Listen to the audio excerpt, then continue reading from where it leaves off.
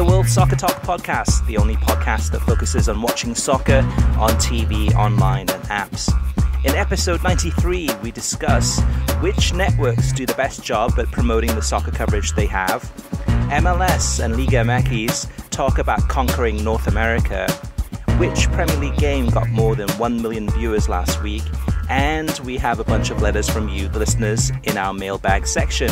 My name is Christopher Harris, aka The Gaffer, and I'm joined by my co-host Kartik Krishnaiyer. Kartik, we're recording this on Thursday, before all of the games in the international break. Hopefully some of these games will be exciting. Hopefully some of these games will be pulling in viewers and getting us really pumped up about whichever country we support, whether it's the United States, England, etc. Any thoughts before we go into the international break, kind of what you're anticipating?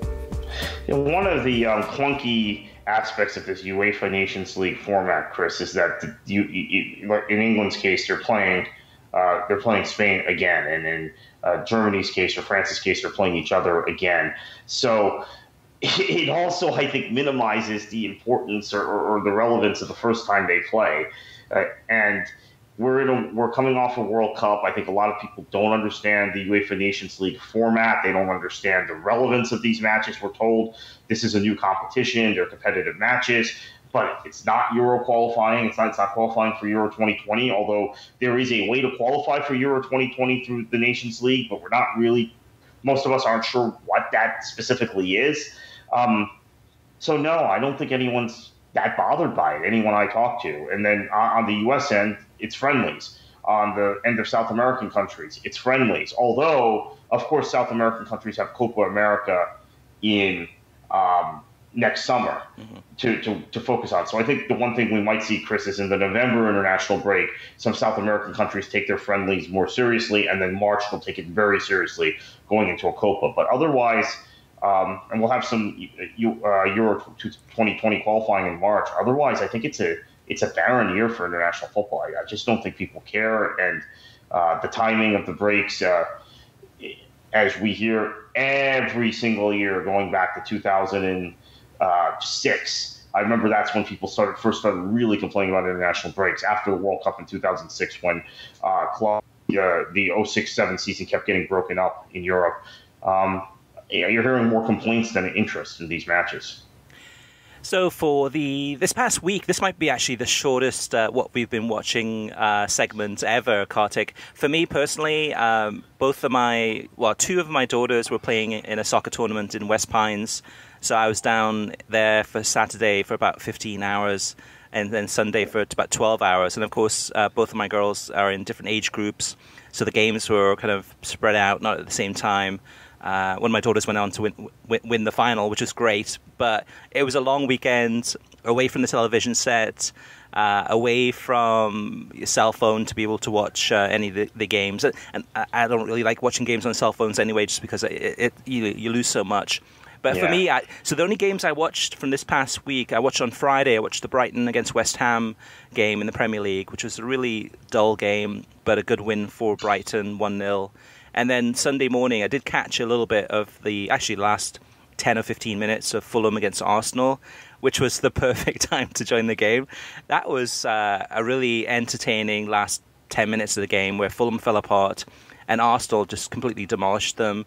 And Aaron Ramsey, what a goal. I mean, Arsenal looking really, really positive, playing some fantastic football, just great skillful goal. And they seem to be on fire. That burning passion is back with the Gunners, which is great to see. Kartik, what about you? What did you catch from this past week? Yeah, I watched only 3 matches, and they were on 3 different networks. So I saw Torino Frosinone at the same time as you were watching Brighton West Ham. Watched that on ESPN Plus. That was a very entertaining game. I think for whatever reason, I watched so little football this weekend, but all of the football I watched were these thrilling end-to-end high-scoring matches. So that was a very open match. Next morning, I had intended to start with Dortmund, Augsburg, and then switch to the Premier League. This is the one advantage the Bundesliga and Fox have of kicking off a half an hour earlier than the Premier League, when there's no lead-in Premier League morning game, as there wasn't on Saturday for whatever scheduling quirk. That match was just so entertaining. I stuck with it the whole time. It was an incredible match. Again, I don't know that the level of defending was very high, and we see this often in the Bundesliga these days, and that's actually even spilled over into the German national team, as we saw this summer, as their defending was very poor, and Japan, who has the bulk of their players in Bundesliga, how poor their defending was when it really mattered in the knockout stages. But what an exciting match, and Dortmund came from behind to win. Jadon Sancho, the young English international, again, and I can call him an English international now that he's gotten called up by Gareth Southgate. Yep. Again, just cutting edge, fantastic. As a Man City supporter, it makes me unhappy that we sold him at 18, but as someone who wants to see England do well and wants to see English internationals play outside the Premier League, it makes me very happy that he went to a big club on the continent at a young age and is developing accordingly. Just a fantastic finish there. Then turned to NBC for the Mourinho circus pre-match. Manchester United, Newcastle, and we could spend the entire show talking about the coverage of Mourinho this weekend on various networks. I think it was appropriate in how NBC handled it and how they talked about it, how the ESPN FC program has talked about it all week. Then, for some miraculous reason, Manchester United rallied and won this match. Quick note, Chris, I think it's disappointing both days. NBC, this is something we're going to have to address more because it seems to be happening more and more. NBC chose to preempt their not chose. I mean, they had other events starting right as soon as Premier League ended, but did not show Goal Zone on a linear channel, and it was on NBCSports.com. It's happening more often this season, I think. I don't have empirical data. Maybe if we went back and counted, we would see something different. It seems that way. It seems that way just from kind of, from me looking at it too. So to me, that's an overriding concern going forward, but maybe as we get into the bulk of the season, past all these international breaks and towards Boxing Day and New Year's and the important fixtures in December, we won't have that problem. Mm-hmm. Yeah, and it might be maybe NBC picking up more rights to other. Well, I'm not sure. I'm not the because for all the other programming, I never watch it, so I don't watch the golf. I mean, I know you do. I don't watch the rugby or the NASCAR or Formula One or whatever else they have. Yeah, and it was Formula One, I believe, or NASCAR, one of those two, and rugby this weekend. And I don't watch any of that stuff, so I wasn't familiar with it. Again, as you say, I said I watched golf. Golf is over now after the Ryder Cup. I don't think they have any more golf until the start of next season, although the 2019 PGA Tour season is going to be configured differently for listeners out there. So there will be very little preemption or issues with golf next season bleeding into the Premier League. The golf season is going to end at the end of August. Currently, it ends at the end of September. So we've had this issue where the week of the Tour Championship every year, NBC's 12:30 Eastern Time kickoff ends up on NBCSN. Now, last year that was Chelsea-Manchester City. This year it was Chelsea-Liverpool, were two of the biggest matches of their respective seasons. Next season, Chris, because of the PGA Tour schedule being shifted permanently for television purposes, and the season ending at the end of August, we will not have that problem again. So that's a positive. Although, actually, no, now that I think about the Chelsea-Liverpool this year was because of the Ryder Cup, and that's an ongoing concern every second year. But there will be less conflict with golf. Less conflict with golf at the start of the Premier League season. There actually might be more at the end of the Premier League season, but that's we'll figure that out in May going forward. But these other sports, I'm not sure. Maybe they've picked up more rights.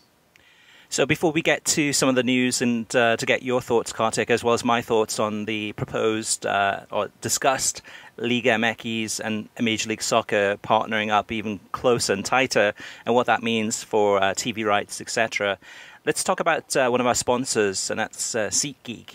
Getting tickets online can be far too complicated with hundreds of sites and varying levels of reliability. It's hard to know who to trust. That's why SeatGeek is the way to go. SeatGeek pulls millions of tickets into one place so you can easily find the seats that you want for the price you're willing to pay. There's nothing quite like being there in person, and SeatGeek will get you closer to the action for a great value. SeatGeek is designed to make your ticket buying experience easier than ever. By searching multiple ticket sites and grading every ticket based on value, SeatGeek helps you immediately identify the best seats that fit your budget.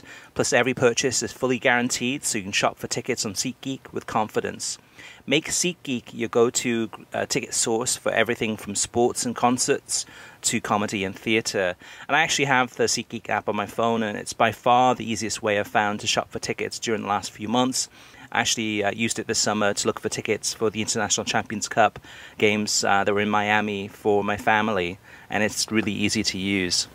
Best of all, my listeners get $20 off their first SeatGeek purchase. Just download the SeatGeek app and enter promo code WSTPOD today. That's promo code WSTPOD, one word, for $20 off your first SeatGeek purchase. Now, Kartik, we teased it a minute ago, but some very interesting and very big news potentially coming out of North America. Yeah, so at the Leaders Conference that was being held at Stamford Bridge, the president of Liga MX, Chris, discussed the possibility, and very aggressively discussed the possibility. It wasn't just something that came up in passing as response to a question. The possibility of a joint North American Football League, a top-flight North American Football League that essentially would be a super league, right? You would assume between the Canada, Mexico, and the United States, really kind of an MLS Liga MX merger. You'd also have to assume it's probably a closed league. Details are very, obviously very sketchy and tentative. It's just been thrown out on Wednesday out there publicly. But there has been such close collaboration through the years between the Mexican Federation and the U.S. Federation, as well as between Liga MX and Major League Soccer, with Major League Soccer's marketing arm that we talked about repeatedly on this show, Soccer United Marketing, essentially being, I think, the tie that the bow that ties all of this stuff together, all four of those entities. That maybe this was inevitable when they launched a joint bid to host the World Cup. This was going to be the inevitable outcome. I think, from my perspective, I'm still processing the viability of this, if it could actually happen, and what FIFA would say. But FIFA has historically, Chris, turned a blind eye to anything the United States wanted to do that's in violation of their statutes. So they might turn a blind eye to this and then tell Scotland, if Scotland, Norway, Denmark, the Netherlands, we've heard rumors of Scotland and Portugal maybe having a super league. The Atlantic League, I think as they were referring to it as a few years ago, might say, no, you can't do that. And that's the question. Would FIFA actually put their foot down in this case? I think privately, Kartik, you and I have talked about the whole 2026 World Cup, and while we're looking forward to it, what it does provide U.S. soccer is carte blanche. So they can practically do anything they want between now and 2026 World Cup, because FIFA's probably not going to step in and they might smack him on the wrist a little bit, but they're not going to get too involved, because so much of this 2026 World Cup is riding on the billions of money that it can generate for FIFA, really, at the end of the day, and through high ticket prices. And we've talked about that. I think the average ticket price for 2026 World Cup is going to be $430. So it's us fans, the soccer fans in the United States, are going to be paying for that for the most part. But with this, though, Kartik, it's interesting because that carte blanche provides the opportunity for U.S. soccer and Major League Soccer to say, okay, let's partner with Liga MX, and if you can't beat them, join them. MLS, we know in terms of on the field and off the field are not as strong as Liga MX. On the other hand, Liga MX is probably I'm sure they're looking at the United States thinking, okay, it's an untapped market. We've got tons of Mexican fans or Mexican-American fans that are watching Club America and Tigres and Chivas, etc. But there's an opportunity here for Liga MX to really grow their footprint. And really, more so the clubs themselves. The clubs are probably looking at this going thinking, okay, we can really increase the revenues, and vice versa. Major League Soccer looking at this thinking, okay, well, if we can compete against Liga MX, maybe we can win over some of the bilinguals and the growing Hispanic markets and get them into supporting their local MLS club. At the end of the day, though, Kartik, from a TV rights perspective, I mean, the current deal that's in place with ESPN, Fox, and Univision in the US for Major League Soccer, I believe, expires in 2022, which gives probably the bidding and probably the process of starting that up is probably going to start in probably 2020, which it'll be here before you know it. So I wonder if that's part of the equation too, Kartik, if there's an opportunity there for Liga MX where the way the rights are set up, it's on a club-by-club basis, but maybe there's a kind of a Liga MX and Major League Soccer having the discussions now, trying to figure out a way to work closely together so that in 2022, when Major League Soccer announces the huge new TV deal, it's Liga MX plus Major League Soccer instead of just Major League Soccer. Yeah, I think this is a big consideration, Chris, is that Liga MX wants to increase their television profile in the United States, right? They want to they want to put themselves on English language television. They're already, from a pure numbers and ratings perspective, the most watched club football league in the United States. Although advertisers and sponsors will come back and tell you, well, we like the demographics of the Premier League viewership audience or the La Liga viewership audience better than we like the Liga MX one. So that's why we're going to sponsor the broadcast on NBC rather than on Univision, etc. So that, I think, allows them to kind of bridge into what many advertisers and sponsors, and they might view this differently 8 years from now than they do now, but they view the viewership for Liga MX as a very niche, very kind of specific Mexican-American audience that is in cities like Los Angeles, Chicago, Phoenix, Houston, Dallas, etc. Now, this will diversify the portfolio of people watching Mexican club football in the United States, which I think they want. And then, two, they want sponsorship revenue. I think there's a real concern among, which they don't articulate publicly until now, among Mexican football executives and U.S. football executives, U.S. soccer and Major League Soccer, that there is so much American sponsorship money that ends up investing in the game in Europe, in club leagues in Europe, American corporate investment money. So not just American private investors, who are buying up clubs in Europe, but American corporations that go ahead and sponsor clubs or leagues in Europe without really giving the Mexican football or U.S. soccer a shot.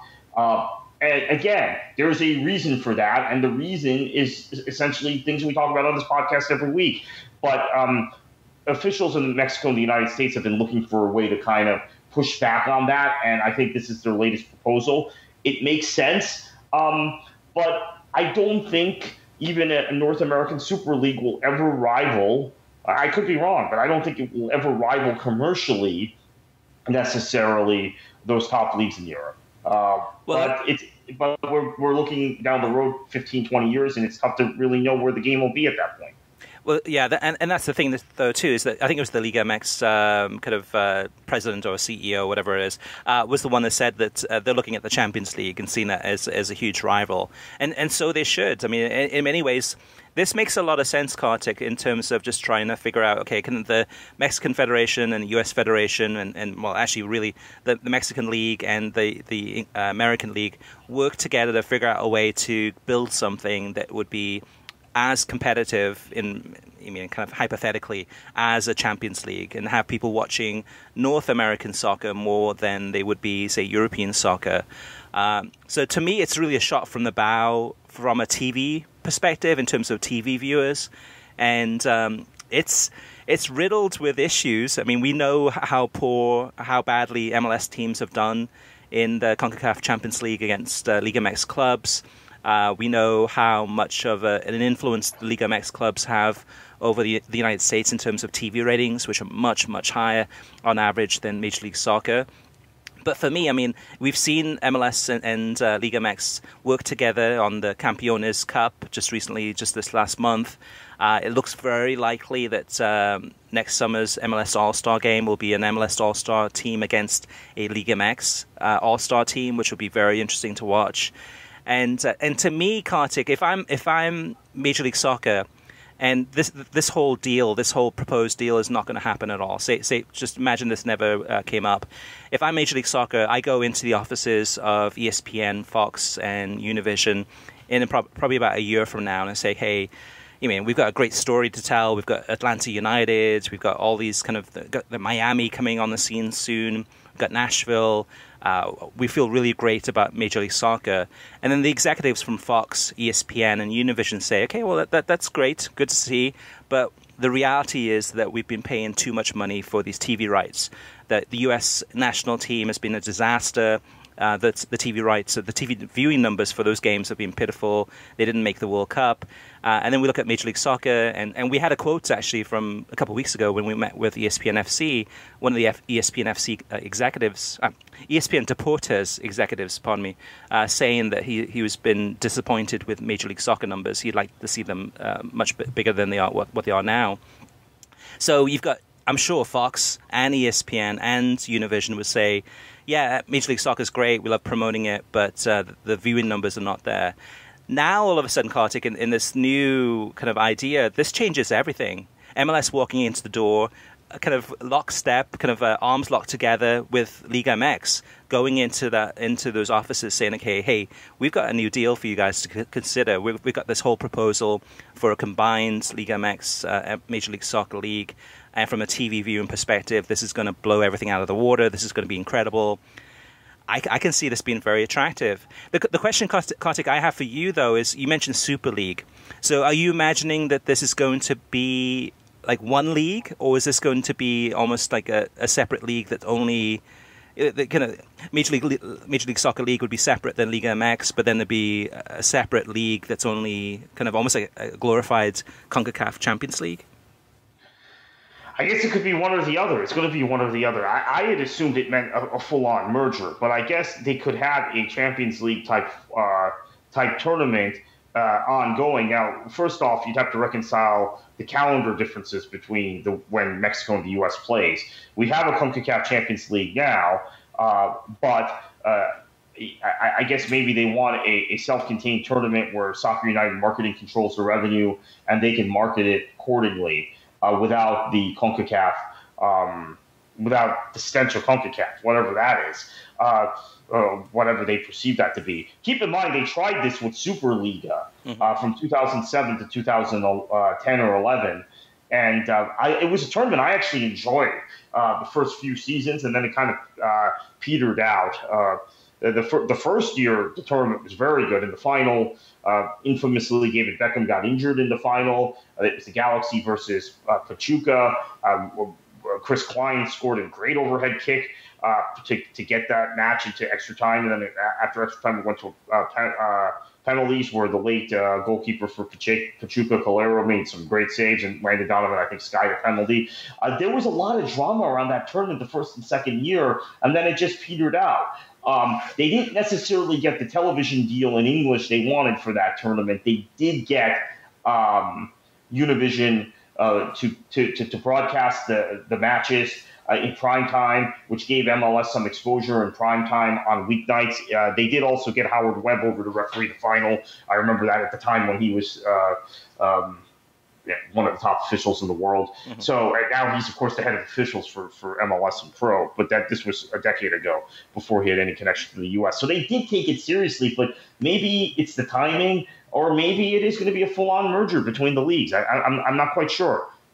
Yeah, the impression I get is it's going to be a full-on merger, which then brings up questions and issues about travel. Already a lot of players complain in Major League Soccer about the large distances and travel they have to make. This would be even worse. But for me, it's a TV play, and it's an interesting. It's a very ballsy, very aggressive move.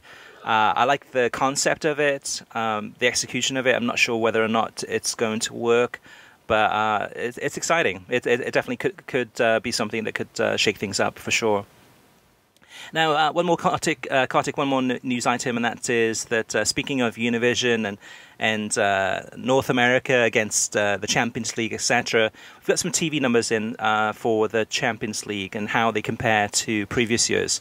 So Univision's UEFA coverage which would be the Champions League and Europa League, is up 84% versus last year's coverage on Fox Deportes and ESPN Deportes. So on the Spanish language side, it's up 84% compared to last year. So it's positive for Univision there. The combined UEFA number on Turner and Univision combined is up 70% versus the first 2 weeks last year on Fox Sports and Fox Deportes. So if you're UEFA, you're looking at these numbers going, okay, fantastic. I mean, the number of people watching games, the UEFA Champions League and Europa League are up substantially compared to last year. The reality is that the English language side, those numbers are probably flat or below from what they were last year. I'm looking into those numbers to figure out what those are, but I don't have those yet. But from the Spanish language side, UEFA Champions League and Europa League are just way up compared to last year. So that's good news for those involved. All right, Kartik, TV ratings. We've got some interesting numbers that came out from this past week. The big one is Liverpool against Manchester City on NBCSN and Telemundo. Combined had over 1 million viewers on Sunday in that 11:30 to 1:30 time slot, Eastern Time. It's the most watched Premier League match on NBCSN since February. So that's pretty amazing there. Some good numbers. And in some of the other games too, you had the Man United Newcastle match on NBC on Saturday, 789,000 viewers. Southampton against Chelsea, 361,000 viewers on NBCSN. Looking at some of the other numbers, the PSG Red Star Belgrade game, which is the early kickoff on TNT on last Wednesday, from 1 to 3 p.m., had 128,000 viewers. And then the game that followed that was the Spurs against Barcelona game on TNT. So kind of you would think that number would be massive. You got Spurs, which have a decent following in the United States, and then Barcelona. Of course, we know how much of an impact they have, an influence. And on TNT, that number was 272,000. So to me, that's disappointing numbers on the English language side. Some of the other numbers too, DC United against Chicago on ESPN on Sunday, 175,000 viewers. And then Fulham against Arsenal in the early kickoff on Sunday, 7 a.m. kickoff, 170,000 viewers. Any thoughts on those, Kartik? Yeah, actually, I'm surprised the PSG Red Star Belgrade number was as high as it was.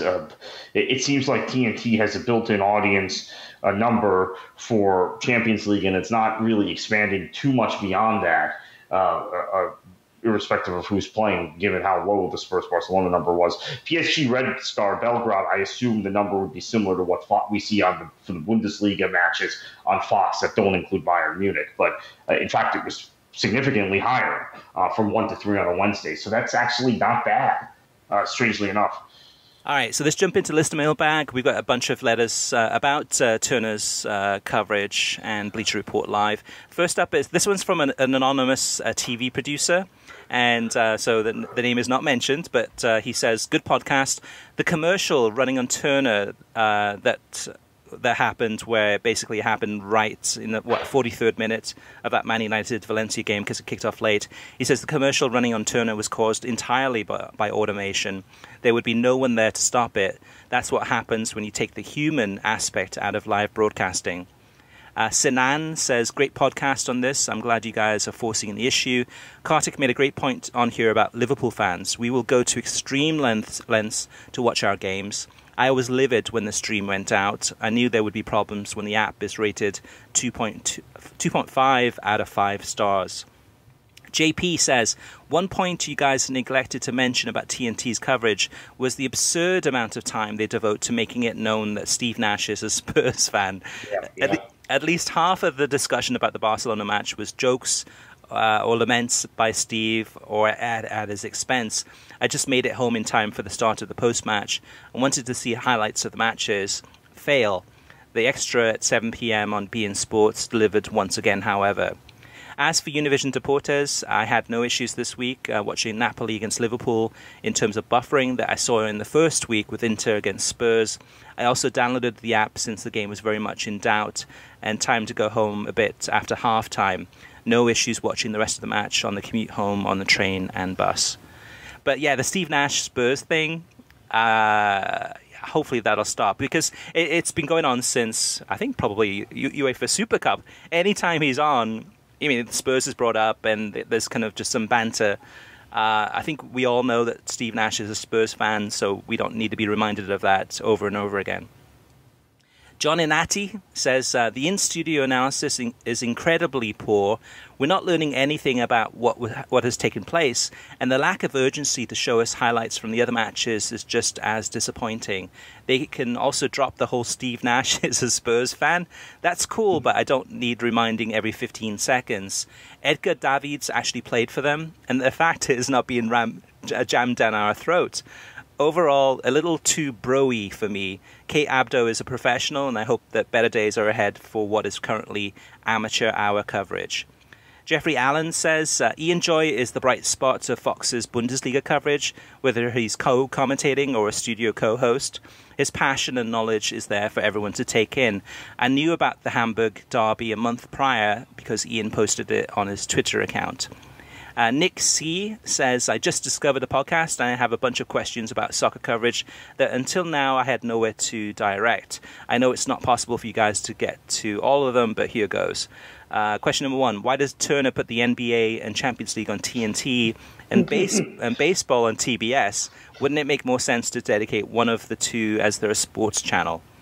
Nick, I knew where you were going when Chris began reading that question. I don't know. This has bothered me for years. Also, by the way, college football, which has had several stints on Turner Networks, has always been on TBS, including the bowl games that they would show in the past, the old CarQuest Bowl and others.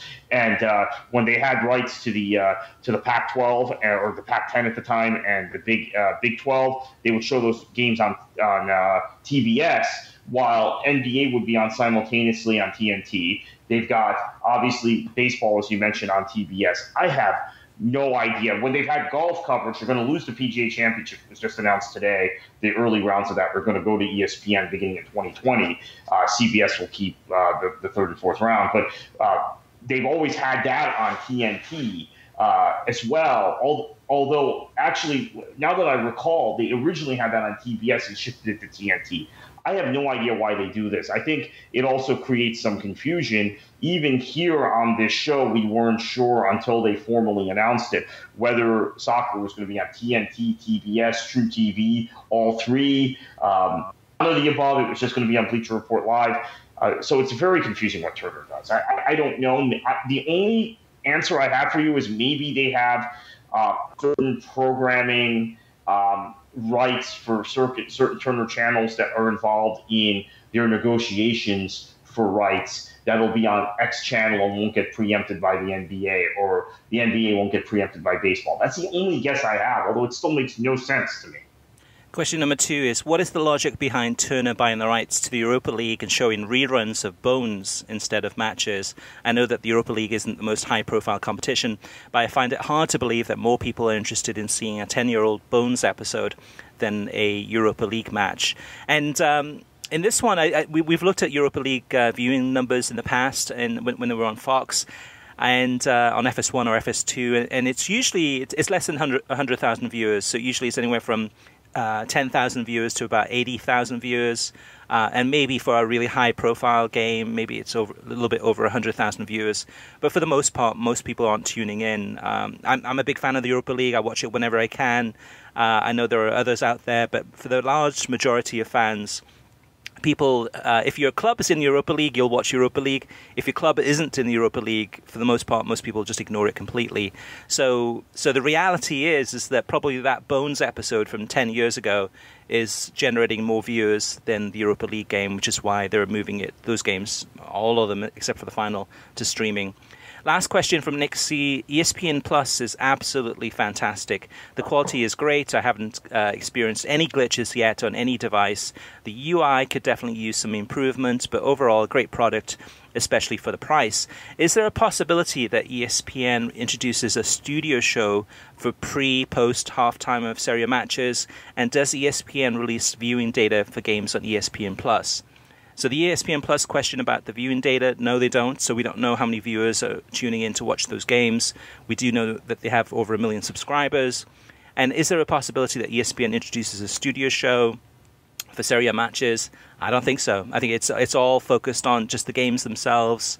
And part of it's probably just kind of being very efficient in terms of cost cutting, just keeping costs down low and maximizing the amount of revenue that they can generate from games and subscriptions to ESPN Plus. The studio work of ESPN now has been kind of all consolidated in ESPN FC. So you'll notice even with these Nations League matches this week, during the international break, they bring in the ESPN FC crew live to do a 10-minute segment and then maybe a 10-minute post-game bumper thing until the programming time is up. So what they've done is they've kind of shelved any pretense of any other studio show, and everything's folded into ESPN FC. So if they ever do anything around their matches, it'll be through ESPN FC rather than a dedicated Serie A like Premier League Live for NBC. There'll be nothing branded as such on ESPN.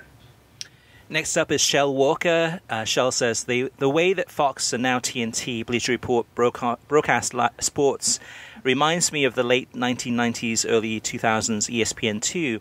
During that time, ESPN2 would introduce the audience to a niche sport such as X Games or Running of the Bulls or combat sports, and would convince you to watch by first explaining the rules over and over again so that you would understand.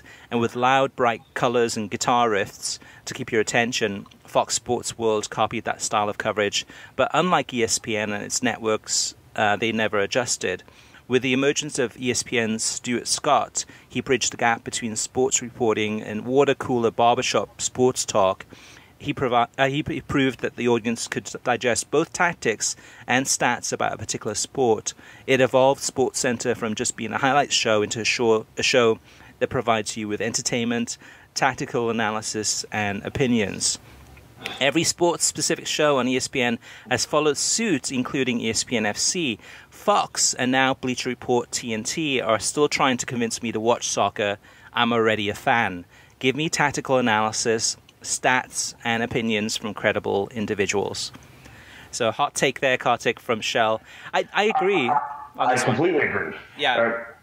In fact, I mean, I almost chuckled when he mentioned the late 90s, early 2000s ESPN2, because that was true. It was kind of annoying what they did, but what they were able to eventually do is transition those things into more of a mainstream audience and then create shows which had more analysis. I'll even say this among the sports that I have watched historically, college basketball and college football. I saw the transition from ESPN studio shows of being highlights driven to being analysis driven during that period. So, and we've seen that with the soccer coverage, as he mentions. ESPN FC is very much about analysis, tactics, and opinions. And so what we saw with college football is it went from being highlights driven to being kind of more theater, and then eventually analysis and hot takes, opinions. VR Live TNT, that's a great analogy, the old ESPN2, because the graphics are even the same. I mean, I remember when ESPN2 really began being picked up by cable systems. Originally, ESPN was having trouble getting people to pick them up, like every startup network. I would say 96, 97, 98, that time period. My friends and I would joke about the clothing people would wear on set. The graphics looked like scribble. It looked like just this children's gibberish. It's the same critiques we were making about the TNT and Bleacher Report Live soccer studio today, with the graphics, the writing of the graphics, the clothing they're wearing. Great job, Shell. I hadn't thought about that correlation, but it's so similar. The challenge is that TNT is an entertainment channel, so it's going from, people are watching a movie, watching Bones reruns or whatever they're watching on TNT, and then all of a sudden it goes to a sports program. So I can see that from TNT's perspective, they probably wanted to make the studio maybe not so much a kind of a stereotypical sports studio set and make it a little bit edgy, a little bit different, even the clothing, different style. So I think that's part of it too, and that's probably the struggle for us as soccer fans, hardcore soccer fans, is we're tuning into this expecting a sports broadcast, and what we're getting is an entertainment / sports show, and that's probably why to a little extent is that the TNT style is not so much your typical showing the pre-match interview with Jose Mourinho or post-match, and it's a little bit more, really trying to win over that audience. We're already won over. We're going to watch those games, but there's going to be viewers that have never really watched a soccer game, and they're watching a movie, and now they're watching PSG against Red Star Belgrade. So they probably need a little bit more background. So in some ways, it's not a good fit. It's not a good fit for UEFA. Now, Univision and Univision Deportes, to me, that's a slam dunk. And actually, we'll get to that in a minute with another question from one of the listeners. Edwin says, this question right here. Edwin says, seems that TNT being in more homes than FS1, which broadcast most of the Champions League games before, hasn't led to an increase in English viewing numbers. Christopher, I know you and Kartik talked about the deal being up for negotiations in about a year and a half. Where would you like to see the rights go? Do you think ESPN would make a play next go around, seeing as though they seem intent on conquering the soccer market? It would be a coup for them putting games on ESPN and ESPN2 and some games on ESPN Plus.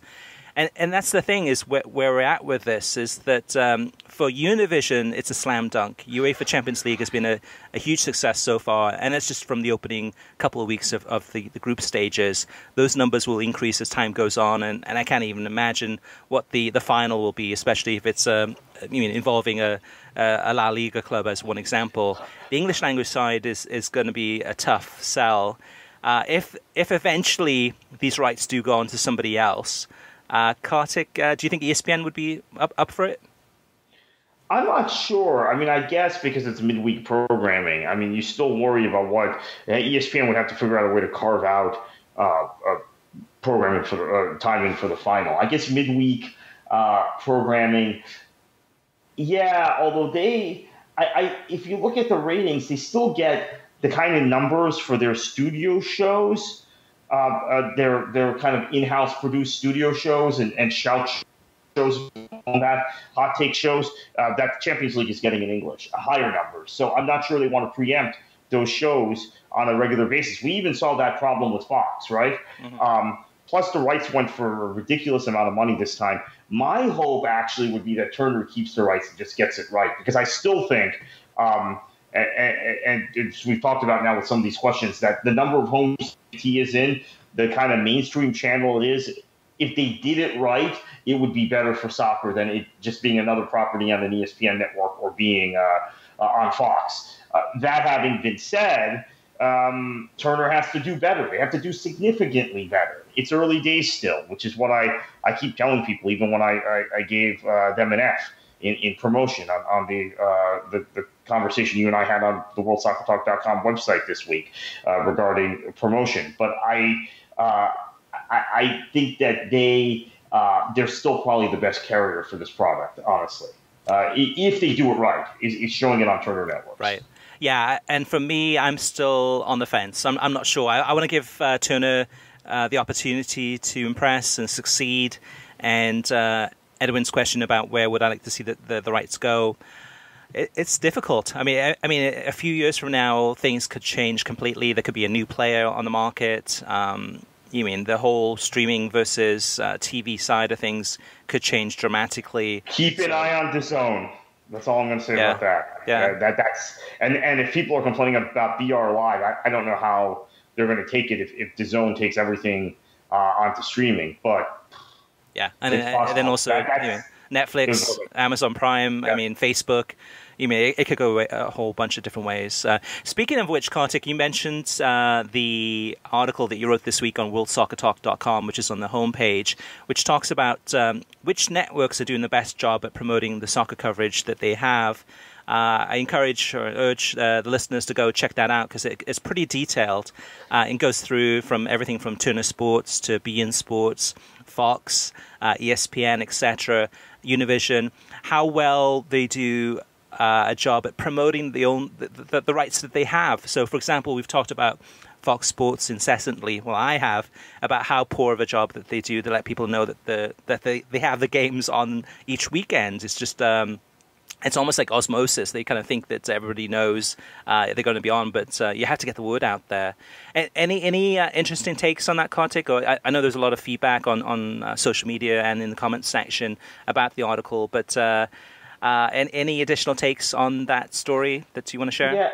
Yeah, I guess I was more tolerant of Fox than you were in your assessment, and you were more tolerant of Turner than I was. I guess that was the that was the thing. I mean, I just looked at the fact that Fox FS1. I think a lot of your critiques of Fox were valid. I just look at the fact that FS1 and FS2 as a whole are not drawing the kind of numbers, even for mainstream American sporting events, that I think were expected by 21st Century Fox executives in 2013 when they launched the network. So those two networks, that I think that they're doing about the same job as ESPN. It's not presented as well. Again, this was about promotion, not about how they present the sport. Because how they present the sport, to me, ESPN is right there with NBC at the top. But I actually feel like Fox and ESPN are in the same category as far as who they market the sport to. I guess the one thing I'm now thinking about in my mind after you came back with your analysis is Lifetime.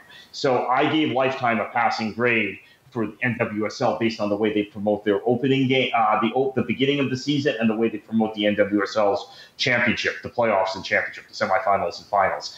But I realized, based on your critique, that they don't promote the league the rest of the season. And I actually even got into that a little bit in my analysis and said I want to see more consistency. So next season, we'll be watching Lifetime more closely. We will also be seeing if maybe they move more games from Lifetime to ESPN networks. Keep in mind, Disney is an investor in A&E, and we saw, 2 or 3 NWSL matches move from Lifetime this year to ESPN, the ESPN family of networks, although the bulk of the matches and the most important matches remained on Lifetime.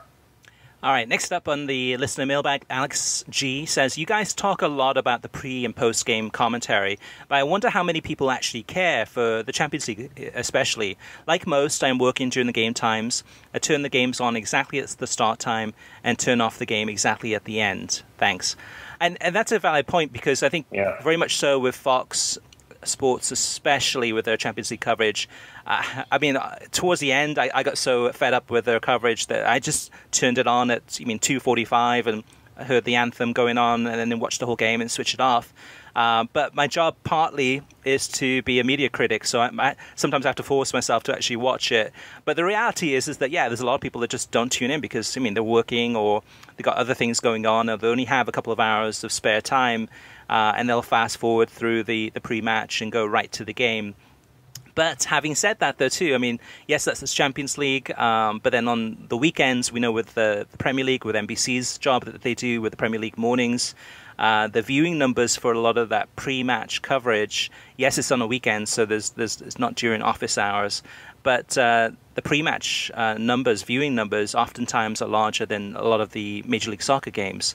So when it's good analysis, I think people will tune in and will care and watch it. But then on midweek, yes, it's a challenge because of people working for sure. John Average Geek says, would a combined Turner, BR Live, and CBS for La Liga give the league a much-needed boost? And CBS is that one network, Kartik, that I always forget about, as if they don't exist from a soccer perspective. It's been, other than the NASL on the CBS Sports Network, it's been, decades since they've had soccer. Yeah. They're a non-player to me. They're completely out of the equation. They are in a lot of homes, though. So, if CBS became all of a sudden interested or serious about soccer.